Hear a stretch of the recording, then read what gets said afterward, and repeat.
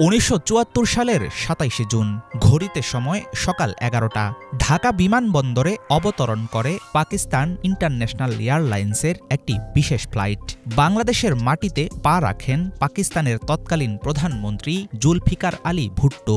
স্বাধীনতার ঘোর বিরোধী এই রাষ্ট্রনেতার জন্য বিছানো হয় লাল গালিচা। ফুলের মালা পরিয়ে তাকে স্বাগত জানান বাংলাদেশের তৎকালীন প্রধানমন্ত্রী শেখ মুজিবুর রহমান।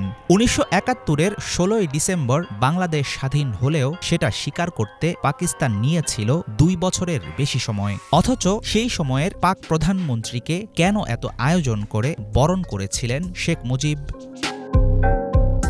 আন্তর্জাতিক পরিমণ্ডলে স্বাধীন দেশ হিসাবে 1972-এর মাঝামাঝি সময়ের মধ্যেই সোভিয়েত ও পশ্চিমাপন্থী দেশগুলোর স্বীকৃতি পায় বাংলাদেশ। তবে 72 থেকে 75 সাল পর্যন্ত পাকিস্তানের হস্তক্ষেপের কারণে জাতিসংঘের সদস্যপদ লাভ ও বিভিন্ন ইসলামিক দেশের স্বীকৃতি পেতে বিরোধিতার মুখে পড়ে ঢাকা।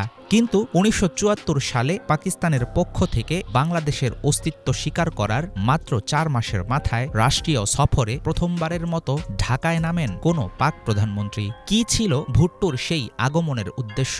কূটনৈতিক সম্পর্ক তৈরিই কি ছিল আসল কারণ?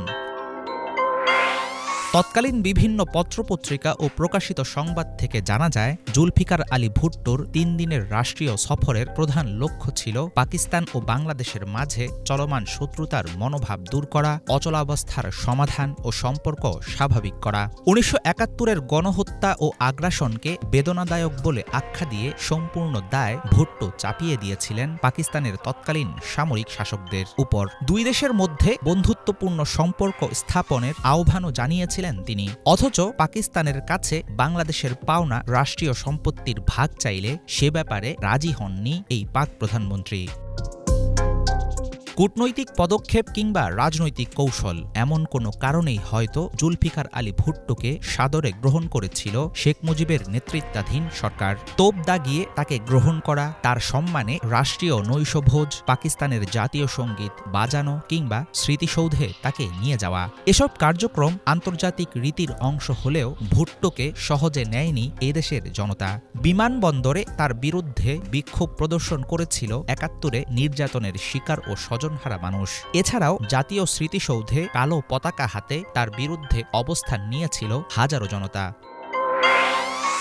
বাংলাদেশের সাথে পাকিস্তানের সম্পর্ক সবসময় একটি সংবেদনশীল বিষয়। এই নিয়ে চলেছে নানা ধরনের রাজনীতি।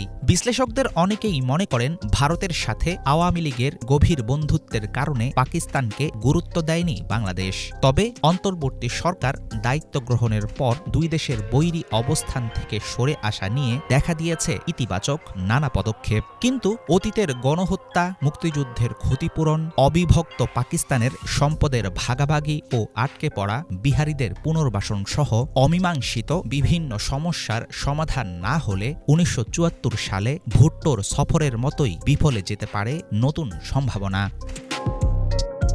হাফিজুল ইসলাম, বাংলাভিশন।